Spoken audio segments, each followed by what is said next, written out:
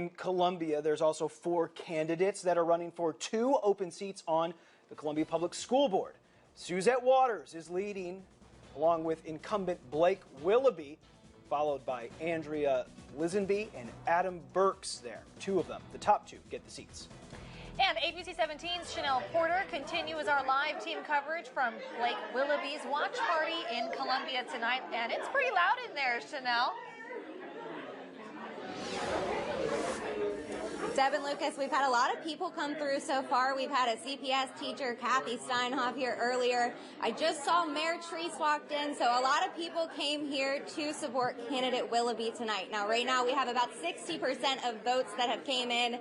Suzette Waters is looking to be in first place with just over 8,000, and Willoughby, who is the incumbent in the race, stands in second with just over 7,000. Now, I'm joined here now by the man himself, candidate Blake Willoughby.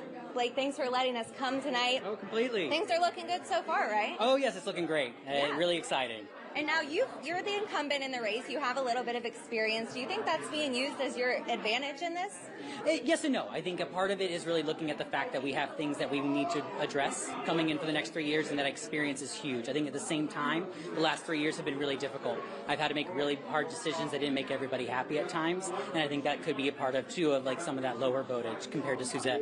I know you said before you've looked back at a few things that have happened during the pandemic, and obviously it's in hindsight now, but a few things that you could have maybe done a little bit differently. What are some of those things? No, yeah, I think one of the biggest things that I could, looking at some differences, like, with masking, it really came out of this sense of really wanting to make sure that we stayed in person, right? This past academic year, a lot of those decisions was I did not want to see us have to go back virtual anyway. I think the other one was my first initial vote of no to virtual was out of a space of fear of what does this mean for our students in special education that are English language learners who are needing that additional in-person, and we really didn't have that solid scope back in early 2020. And so and not that I regret that no vote, but more that that vote was out of fear and not out of a more informed space like the majority of all my other votes when it came to looking at research and what we were going to be doing. Moving forward, we're now in the endemic phase, thankfully, in this state. What does that mean for the board? And moving forward, if you get this seat, to continue to have your seat on the board, what's your goals?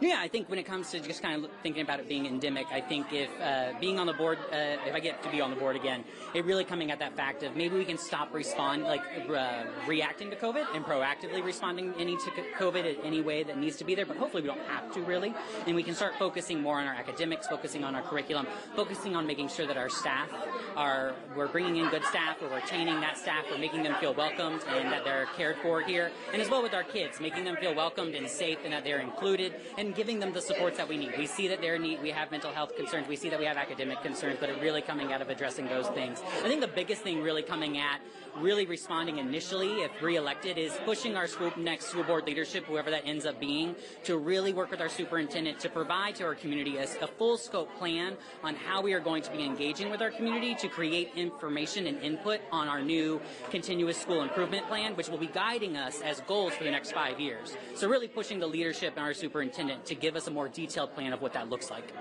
One last question. Suzette Waters is in first right now. What has your communication been like with her?